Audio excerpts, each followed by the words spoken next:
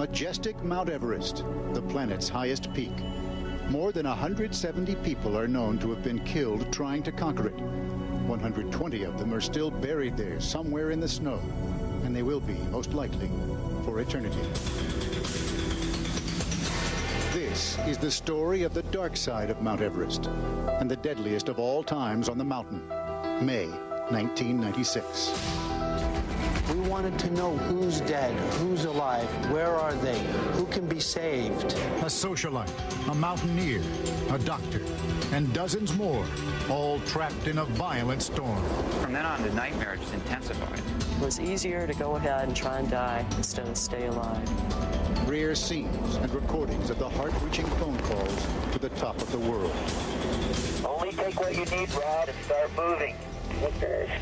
He told me on the final phone call not to worry about him too much. From the battle to bring them back alive. At those elevations, you might as well be trying to rescue the people in Apollo 13. Did you know what it meant to put a helicopter up that high? Not a clue. Not even a clue. To the inspiring story of how one man left to die somehow saved himself. I could, sit there and see my family in front of me, and I wasn't going to give up.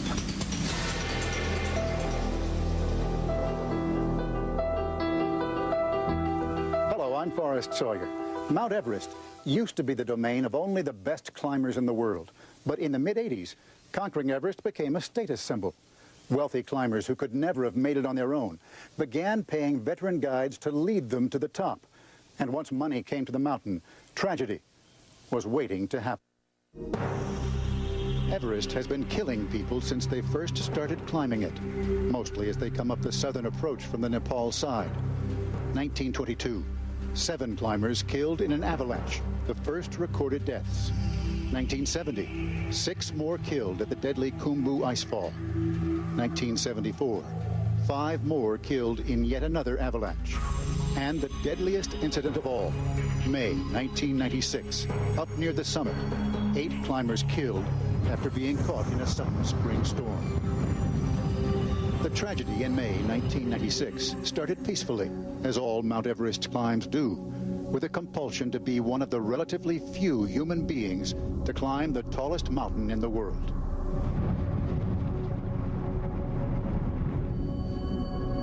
It was their life's dream to stand just for a moment on the very top of the world. The adventure began here.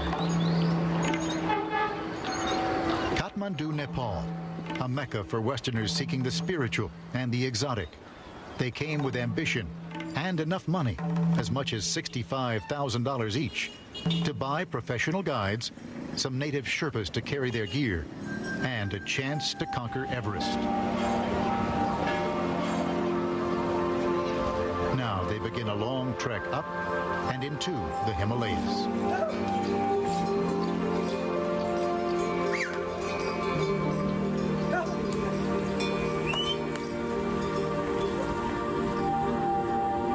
Yeah, it's to be hanging out in the most beautiful mountains in the world that's a dream come true. Scott Fisher from Seattle, one of the world's best-known professional guides. This year, Fisher decided he was ready to lead his first commercial expedition to Everest. Fisher was known for his freewheeling style, a kind of mountain climbing rock and roll summed up by his company's name, Mountain Madness. Scott! Thank you. Fisher's team of 3 guides and 8 paying clients set out on the 1st of April, keeping a video record of their 10-day trek to Everest's base camp.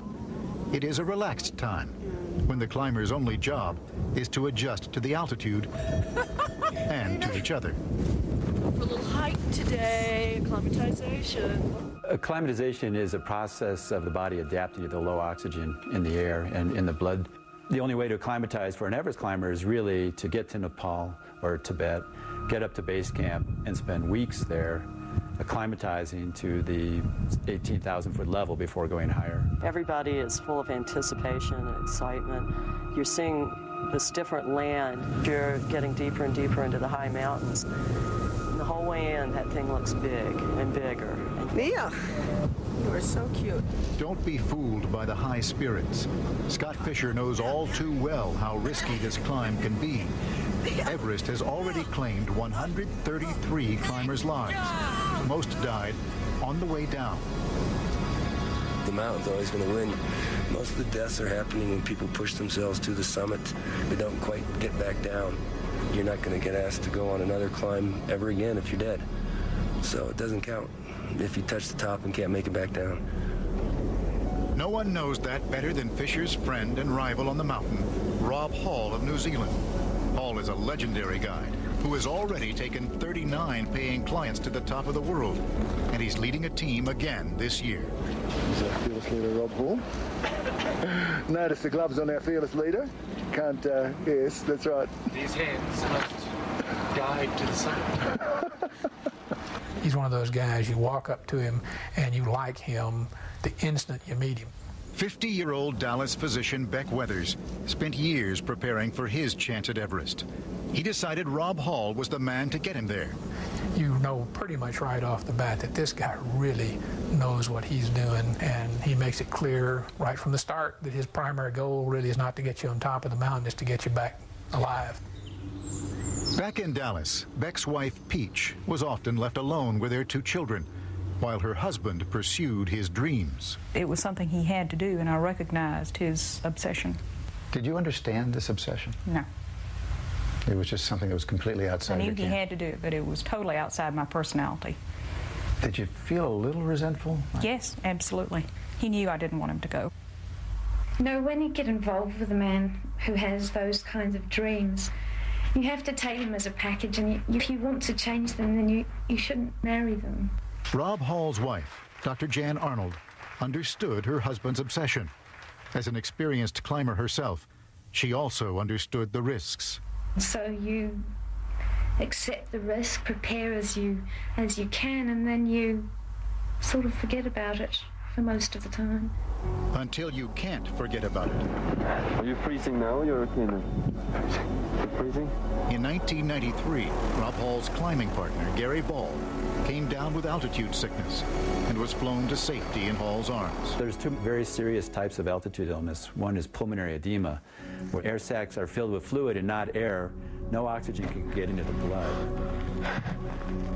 The other problem is the high-altitude cerebral edema, where the capillaries in the brain leak fluid, and that's why climbers die. The next year, Gary Ball came down with altitude sickness again, but there was no rescue, and Hall had to bury his friend. Perhaps because of those experiences, Rob Hall's style was cautious, by the book. If you're not pushy, you don't have any chance of getting up a big mountain. If you're too pushy, you don't get to come home. Say hello to the camera, John. Good morning. Among Rob Hall's 8 clients this year, journalist John Krakauer. Not much. He had come to report for Outside Magazine on the growing and controversial popularity of commercial expeditions. There were a lot of people at base camp who were deluded, who were legends in their own mind, who thought that if only I didn't have to be an accountant or a lawyer or a doctor and have time to climb full time, you know, I can do this stuff. And I was guilty of that too. Krakauer was not the only one who had come to file reports on this year's climb. In Scott Fisher's team, well-known New York socialite Sandy Pittman, who had set a goal of climbing the highest peaks on all 7 continents, Everest, was to be the last. Sandy is a very wealthy individual. So when she comes to climb a mountain, she doesn't do it exactly the same way that everybody else does. I know that when we climbed in Antarctica, she brought a bag of gourmet food that would have taken 3 people to lift. And brought a TV with her. And there are not many places you go to climb a mountain and somebody's got, you know, TV with movies you can watch in your tent. Hi, Sandy. Sandy's communication tent. This time, Pittman came packing sophisticated satellite equipment. Her reports were filed over the internet as the teams went up the mountain. For the first time, climbing Everest had become a worldwide spectator sport, and Rob Hall and Scott Fisher had the most to gain. There's a marketing bonanza here, so I think there's more pressure than ever for Rob to get me to the summit and for Scott to get Sandy to the summit. Everybody's climbed it now, every Tom, Dick, and Harry from every walk of life who has enough money. Professional climber David Brashears was also headed for Everest, leading a camera team from McGillivray Freeman Films to create the first giant screen movie on Everest. Brashears was worried. All the amateurs on the mountain could make it dangerous for everyone. Climbing Mount Everest is no longer the pioneering venture it was back in the early 20th century, when mountaineers first started climbing it. In 1996, the mountain was crawling with amateurs. By early May, Everest's base camp, set among rock and ice 17,600 feet up, was growing into a small village. Over 300 people, 14 expedition teams, each with kitchens and stereos and satellite phones and fax machines.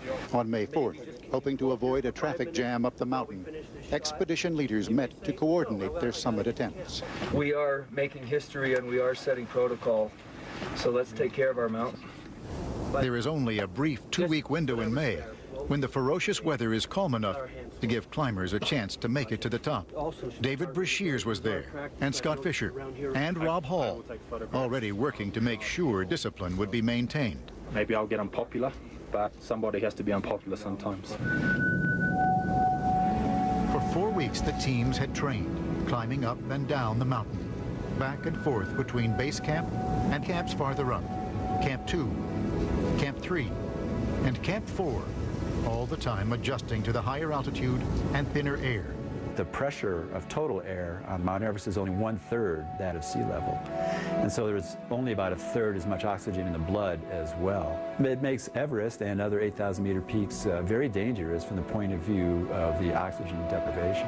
And the danger starts just 400 yards from base camp, where 19 climbers have died over the years. The Khumbu Icefall. It's 2,000 feet of blocks of ice the size of huge buildings, separated by crevasses that just go forever. And the whole thing can move up to 30, 40 inches a day, so it's highly unstable. And you always have this concern that as you're standing there, some piece of it's going to come rolling through there and take you out. Despite their friendly rivalry, Hall and Fisher decided their teams would be safer summiting together. Setting out on May 6th, it took 3 days of climbing to reach a tiny area carved out of a steep slope at nearly 24,000 feet. Camp 3. Then on May 9th, the first omen, a climber from a Taiwanese expedition had taken a bad fall, and his team leader, eager to reach the summit, left him at Camp 3. That event told me that there was a lot of raw ambition up there and not enough compassion. 4 hours later, they called, he was dead. And that was the beginning for us of this whole tragedy. The teams of Scott Fisher and Rob Hall press on to the last base, Camp 4, a desolate wind-blown patch of rock littered with hundreds of oxygen bottles from past expeditions. Most climbers must now wear oxygen masks to maintain warmth and strength, and the summit is still a day's climb away. Without extra oxygen, no one can survive here for long. Above 8,000 meters or 26,000 feet, we use the term the death zone because the oxygen deprivation is so severe that nothing in the body functions very well. It becomes very difficult to remember things. Short-term memory is off. Sometimes speech becomes impaired. Judgment becomes impaired. The expeditions of Rob Hall and Scott Fisher are now 26,000 feet above sea level, almost 5 miles up in the death zone. It is midnight, May 10th, when Hall and Fisher tell their climbers to put on their oxygen masks and headlamps and head for the summit. It's cold, it's crisp, the sky is just a blanket of stars, and it really seems like an ideal night. Dr. Beck Weathers knows they all have to move quickly. Rob Hall had told all his clients, if you stay up here too long, you will die. Reporter John Krakauer remembers the warnings. He said, I'm going to call the shots on Summit Day. If I say we turn around, we're going to turn around. Some of you are going to argue with me. You're not going to like it. But believe me, I know what's right. Hall and Fisher wanted their clients at the summit no later than 2 o'clock that afternoon. So they planned to send a Sherpa from each team out early to to attach ropes into the rock and ice to help the clients move quickly past the most difficult points. Rob Hall emphasized, this is the most important thing we do. This has to be done. The year before, ropes weren't fixed ahead of time. It slowed us down. We didn't get to the summit because of it. I'm not going to have that happen again this year. There was no question. No question. The day's mistakes began here. Scott Fisher's Sherpa, a powerful climber named Lobsang, never showed up to attach the ropes, and the second Sherpa refused to work alone. Confused and desperate to keep moving, Fisher's assistant guide, Neil Beitelman, took over the job himself. The difference between life and death came down to minutes. The ropes weren't fixed. There had to be an explanation. In fact, there was. Instead of fixing ropes, Fisher's Sherpa, Lobsang, had quietly taken on a different mission. The first time I saw Lobsang, he's got someone in tow on a 4-foot stretch of rope in a yellow down suit, hauling him like a horse pulling a plow. Lobsang is huffing and puffing, exhausted. The person he's hauling is clearly sort of miserable. That person was Scott Fisher's high-profile client, the woman who was filing reports on the internet, Sandy Pittman. For the first 5 or 6 hours of this climb, Sandy was being towed up the mountain. Someone decided she needed to be short-roped to help her get to the top. Lobsang now says he towed Sandy Pittman because he knew it was what Scott Fisher wanted. In Scott Fisher's mind, how important was it for Sandy Pittman to make it to the top? Scott was a savvy businessman. It was hugely important. You can't buy that kind of advertising. Sandy is a public figure. You know, she's not a shrinking violet. If she gets to the top, people are going to hear about this. As each rope is fixed, there are delays. Climbers are waiting. Now, there is a traffic jam at the top of the world. About halfway up this thing, I realized my vision is going south in a big way. Far below the traffic jam at the ropes, Beck Weathers finds himself facing a very different problem. He had recently had eye surgery, and the high-altitude pressure is beginning to blind him. And at this point, I said, this is crazy. One eye is completely blurred over, so I lost all my depth perception, and the other eye is not seeing that great. So I tell Rob Hall. And Rob says, what? You're not going to go down by yourself. You're going to wait here because I need to know where you are. So Beck says, fair enough. Cross my heart, hope to die. That's what he literally said. I'll wait here until you come back. Rob Hall goes on up the mountain, leading 3 other clients, including Doug Hansen, a postal worker from Seattle who was a member of Hall's expedition last year, the expedition that failed to reach the summit. That really broke Rob's heart as well as Doug's. And he said, Doug, come back next year. I guarantee I'll get you to the top. You can do it. I know you can do it. By 1:25 that afternoon, Neil Beitelman reached the summit, uncertain what he should do. It was Beitelman's boss, Scott Fisher, who was supposed to tell his clients when to head back down. And Fisher was somewhere down the mountain. With precious minutes going by, Beitelman decided to wait. How long were we there? I was at the summit for 1 hour and 45 minutes. That's a long time. I thought so, yeah. It is the day's second mistake, and the clients keep coming well into the afternoon and stay to savor their success, forgetting the warnings to turn back by 2 p.m. Charlotte Fox is one of 6 members of Scott Fisher's team to make it to the top. I didn't even really want to stay up as long as we did, but there was somewhat of a celebration going on, and you hated to blow out the party too early. Finally, at 3:10, long after the scheduled turnaround time, Beitelman decides on his own to start the clients down, soon passing Scott Fisher, who is weak, but still pressing for the summit. He wasn't his chipper, strong self at that point, but, you know, who is up there? Rob Hall, the other team leader, waits on top, well past his deadline, for his last client to arrive, postal worker Doug Hansen. These final delays by the team leaders are the last critical mistakes. As Scott Fisher descends from the summit, his last roll of film shows ominous clouds gathering just below the climbers. I'm very scared and taking it seriously and want to get down in a hurry. And pretty soon, I descend into the storm. This building of the clouds starting at 1 o'clock in the afternoon, getting stronger by 3, peaking at 5 or 6. It all happened simultaneously. The whole length of the Himalayas exploded at the same time. That was probably one of the surprises for them. The wind just comes in like a freight train. I mean, it is really blowing. it's very, very cold. And it turns into a whiteout. Precipitation would be solid, it would be small hail, so they have this violent up and down draft, plus the horizontal winds, turbulent, visibility very poor. You can't really tell where the ridge ends and the cloud begins. It'd be very easy to just walk off this ridge, fall thousands of feet. Come down, what the hell are you doing here, Beck? True to his promise, Beck had stayed right where Rob Hall had left him, unaware that Hall was still at the summit with client Doug Hansen, who had now collapsed from exhaustion.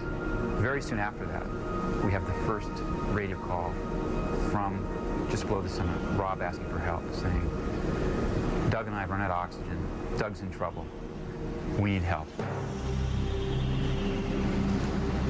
To make it worse, Scott Fisher, who has been fatigued and climbing slowly all day, is also near collapse. At base camp, growing concern. We're 5,000 feet away. 5,000 feet away on Everest at those elevations. You might as well be trying to rescue the people in Apollo 13. Near the summit, Doug Hansen is too tired to move, and Rob Hall refuses to abandon him. You know, Rob is the consummate guide. I can't imagine him leaving a client, even if it's obvious that it's going to be suicidal to stay. That's the kind of, it's just something that you don't see that much these days, but that's Rob. Not far away, Scott Fisher's old friend and climbing partner, Lobsong, tries to rescue him. Just as Lobsong had towed Sandy Pittman up the mountain, now he tries to drag Fisher back down. When I tied him with the rope and started dragging him, I thought, if I die now, I'll die for my friend. But the weather was so bad, and he couldn't move at all. Descending into the storm, Neil Beidelman works feverishly to keep the exhausted clients moving, even dragging a 47-year-old Japanese woman named Yasuko Namba. I got in front of her and I grabbed her harness and I clipped myself into the rope and I started running down, getting her sliding. Until finally, by nightfall, he has pulled together a group of 7, including Beck Weathers, Charlotte Fox and her boyfriend Tim Madsen, and Sandy Pittman. All of them out of bottled oxygen, out of energy, and in the middle of a freezing hurricane, completely lost. Sandy basically became hysterical, and I can understand that, you know, say, I don't want to die, I don't want to die, I don't want to die. You know, my face is freezing, my hands are freezing. As the wind chill drops to 70 below, they pound each other on the back and yell to stay warm. I wasn't so sure I could make it through a whole night of that. And I thought, well, maybe this is it, old girl. You've had a good life, no regrets. Then at midnight, 24 hours after they had first set out, one small piece of luck. For just a moment, the cloud cover breaks. As we looked up, I remember seeing almost directly above me and behind me a bit the Big Dipper. And I was like, yes, there's stars, look. At last, Beidelman had his bearings. But most of the others were too weak to walk now, and he had to leave them. Tim Madsen stayed behind to help, though there wasn't much he could do. Beck begins to stand up like this, and then the wind just blows him over backwards.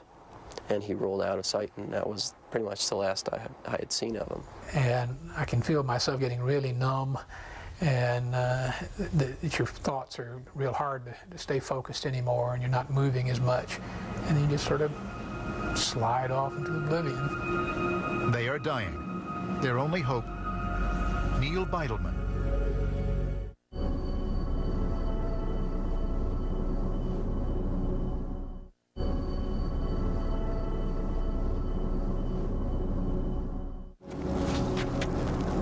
It's the dark, early morning hours of May 11th. As the storm on Mount Everest intensifies, Neil Beidelman, who had stayed too long at the summit waiting for his boss, Scott Fisher, is leading some survivors down the mountain. I remember stumbling along, and through this ground blizzard, I saw this dim, foggy light, and as we got closer, I remember Anatoly yelling my name, Neil, and I was just like, yes, you know, this is it. Beidelman has found Camp 4, and Anatoly Bokriev, Scott Fisher's Russian guide, one of the strongest climbers in the world. Anatoly went out alone into the storm 3 times and brought back people who would almost certainly have died without his effort. I need to help for people who have sense of life. Anatoly Bokryev had saved 3 climbers' lives, including Charlotte Fox and Sandy Pittman.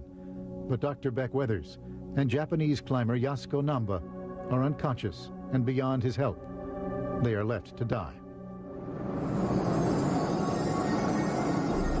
Daylight, May 11th. Rob Hall and his client Doug Henson are somewhere near the south summit.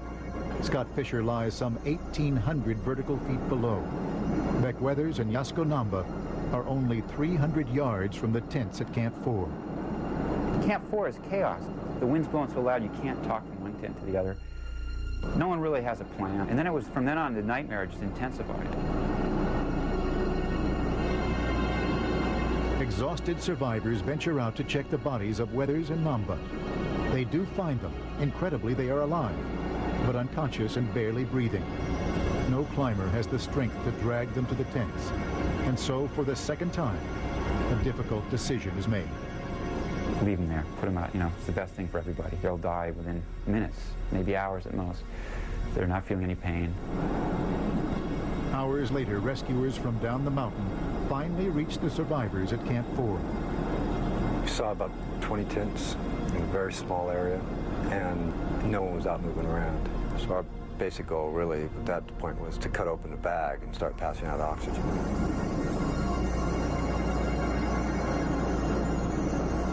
What the rescuers could not know is that only 300 yards from the tents, one man is still stubbornly refusing to die.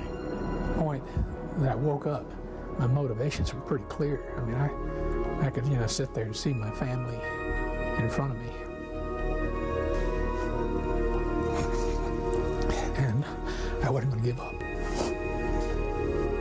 Somehow, frozen to the bone, without oxygen, still partially blind, Beck Weathers pictures his family in his mind, throws off his pack, and drags himself up from the snow. At the tents, Todd Burleson looks out and sees something. He was just a ghost standing there. His arm was frozen up parallel to his shoulder, about like this. His arm was bare to here. His shirt was completely open down to here. And he was unrecognizable. His face was so badly frozen. All I knew was that as long as my legs would run and I could stand up, I was going to move toward that camp. And if I fell down, I was going to get up. And if I fell down again, I was going to get up. And I was going to keep moving until I either hit that camp, I couldn't get up at all, or I walked off the face of that mountain. The only thing that saved Beck Weathers' life was the sun. The sun came out, and there was enough radiation, heat from the sun to warm him up, enough to the point where he went from irreversible hypothermia and inevitable death to the point where he could actually function again. On the second day of the storm, the winds are still howling.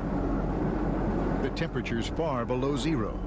Yet somewhere near the south summit, team leader Rob Hall is alive and talking on his radio to his old climbing partner, Ed Viesters.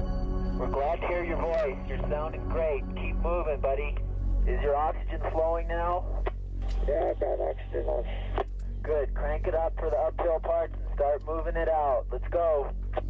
And I was speaking to Rob throughout the morning, trying to coerce him or motivate him or stimulate him or somehow get him moving. Doug Hansen, the client Rob stayed behind to save, is now dead. And on the radio, Viesters is desperate to get Rob to save himself while he can. Only take what you need, Rob. Only take what you need and start moving. Okay. Just crawl and pull your way up the rope. I was choked up half the time, knowing that he was just sitting there, and at some points we were trying to be angry with him, just say, Rob, get your butt up and move. Halfway around the world, in New Zealand, Rob's wife, Jan Arnold, 7 months pregnant, gets a phone call from Mount Everest. The base camp satellite phone is patched through to Rob's radio, and she hears his voice. He was frostbitten, he was weak, he was very tired, but that he was going to try and use the oxygen in the place where he'd spent the night, and he was going to try to come down. And for 3 hours we thought he was actually moving, on the move. And 3 hours later, he says, you know, I haven't even started yet. Rob had been up there too long. He had run out of oxygen. Hypoxia and hypothermia worked together to render him incapable of moving after a certain point. As the storm continues to rage, 40-year-old team leader Scott Fisher is still missing. A rescue team climbs out into life-threatening conditions to find him. Hours later, they report back. Scott is dead.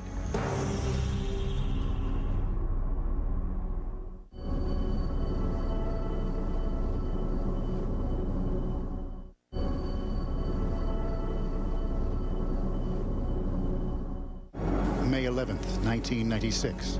The storm on Mount Everest is claiming lives and now is threatening one of the most experienced guides, Rob Hall.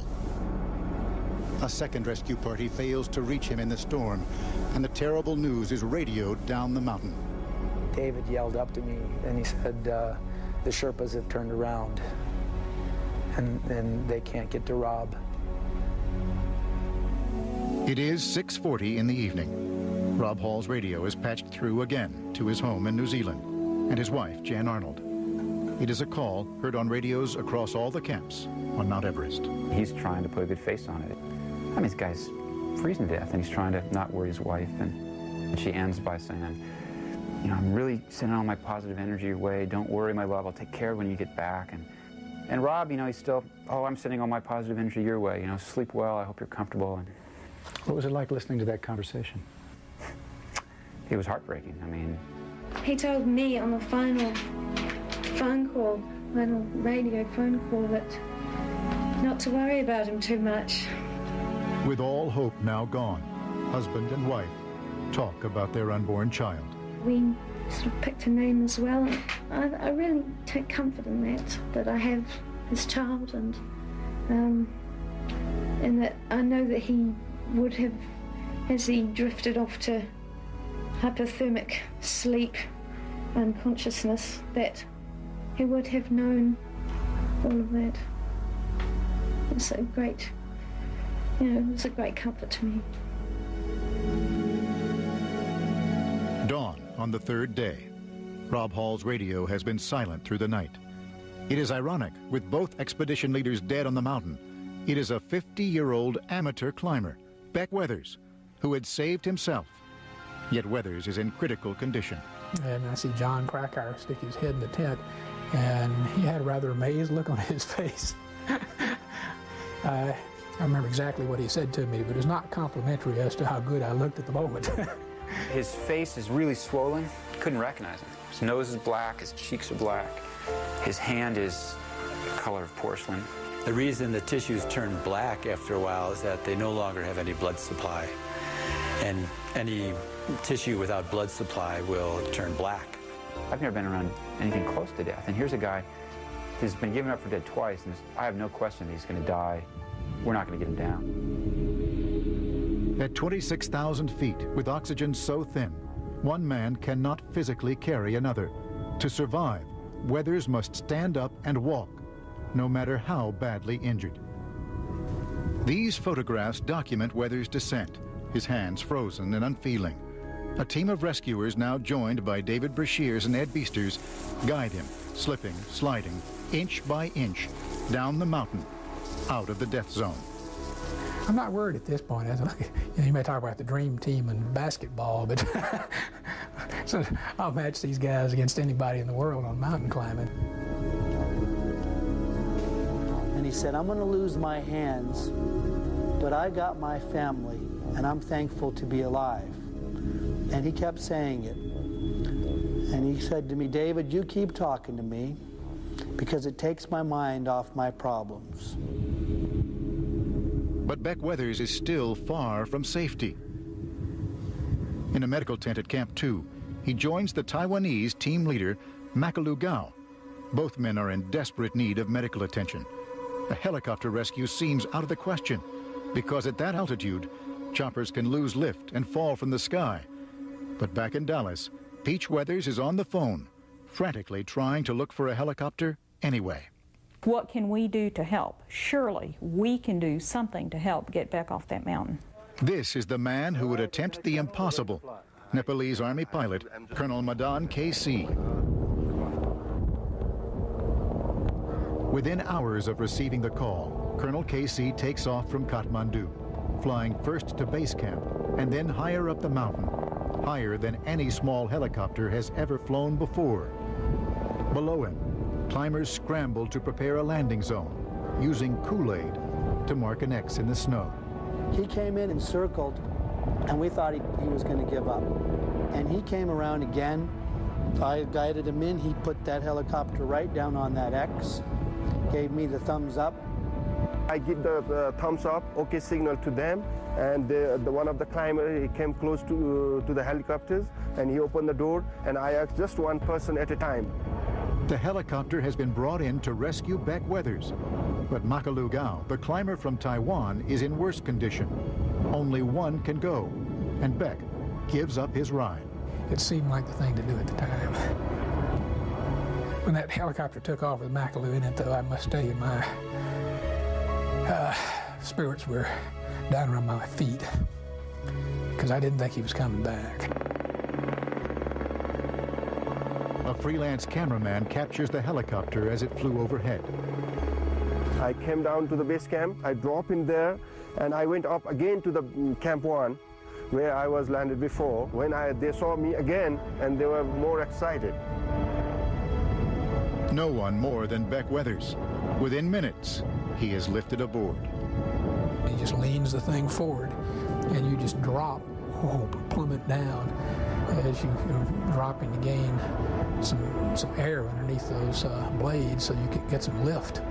Colonel Madan KC, that's a guy with a big heart.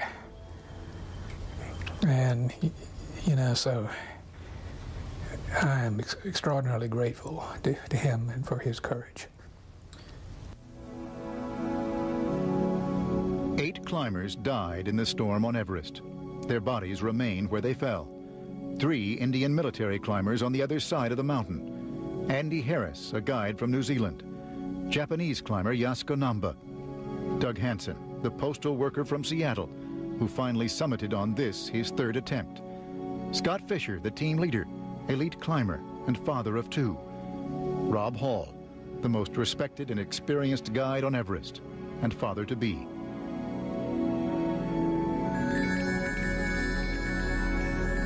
A quiet memorial service is held at base camp. Friends pay tribute to the dead and begin to question how things could have gone so terribly wrong. All of us who are there should be looking into our souls pretty damn deep. People pay with their lives, so you better expect that you're going to pay a little anguish for a while. I was frightened by the deaths of Rob and Scott, and I felt very mortal, and I felt very humble, and I felt very tired. See that? But for David Brashears and his film team, the expedition is not yet over.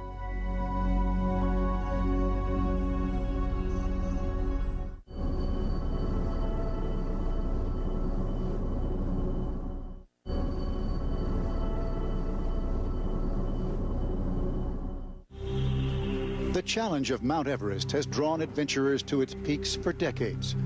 It got started back in 1920, when Tibet opened the mountain up to foreigners. British explorers George Mallory and Andrew Irvine were the first Westerners to explore Everest, and in June 1924, the first foreigners to die there. Mallory's body was discovered 75 years later, frozen in time. Sir Edmund Hillary and his Sherpa guide Tenzing Norgay made history in May 1953, the first climbers to reach the summit and get back alive. Mallory, Hillary, and most climbers who followed them used this route up the south face. It has killed more people than any other route, simply because it's the road most traveled. In that tragedy of May 1996, 8 climbers died along this route, most of them between the summit and the Khumbu icefall. But those who feel compelled to challenge that death zone on Everest keep coming.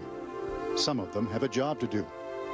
1 week after the climbing tragedy in 1996, the McGillivray Freeman camera crew headed back up through the Khumbu icefall to finish their IMAX film, Everest, Directed by David Brashears, it has become an IMAX classic. We had a sense of a mission. We'd worked so hard. I think the group thought it would be senseless to turn around and go home. In New Zealand, a few months after the tragedy on Everest, the wife of Rob Hall, the most experienced guide to die on Everest, gave birth to a baby girl. As they had agreed in their final conversation, she was named Sarah Hall. Without her, I'm not quite sure what I would be doing right now. She's a dear little girl and she looks strikingly like him. In Dallas, Texas, Dr. Beck Weathers, who returned home so terribly wounded, has refocused his life on family and recovery. It's easy to become obsessed with goals. Because of those obsessions, I took away a lot of good years from my family. I'd like to give those back. There have been 8 operations, the amputation of his right hand and the fingers of his left, long hours of rehabilitation, and the complete rebuilding of his nose, using cartilage taken from his ears. After all this, Beck has returned to work full-time as a pathologist. He is refusing further cosmetic surgery to smooth his scars. Each day as I get up and look at that face in the mirror, I want to be able to see those scars, and I want to be able to be reminded of the lessons that I learned. On an evening in February 1997, Beck is reunited with Colonel Mudden Casey, the helicopter pilot who rescued him. Hi, Beck. My goodness, how are you doing? It was a chance to say thanks and pay tribute to the man who risked his own life to rescue others and who earned an international award for heroism. Director David Brashears went back to Everest to make another film. That's the 500. Ed Viesters, who tried so desperately to talk his friend Rob Hall down off the mountain, also went back to climb Mount Everest again. Todd Burleson, who helped rescue the stricken climbers in 1996, for a while at least, went back to guiding clients up Everest. Lobsang will not be back. He was killed by an avalanche in the fall of 1996. He was 25. Veteran climber Anatoly Bokriev was also killed in an avalanche in Nepal on Christmas Day 1997. John Krakauer says he will never return to Everest. His book on the tragedy, Into Thin Air, became a bestseller. And he has a message for anyone who is thinking about climbing up to the death zone on Mount Everest. You want to go climb Everest? Talk to me. Talk to Scott Fisher's wife. Talk to Doug Hansen's kids. I wish I hadn't gone. It was a huge mistake that will affect me for the rest of my life. Despite the deaths and hardships on Everest, it still seems to be the ultimate call to the spirit of adventure in us. And every year, hundreds of us challenge the mountain during the spring climbing season, creating the Everest traffic jam. Climbers say, as long as we're human and the mountain is there, that's the way it will be.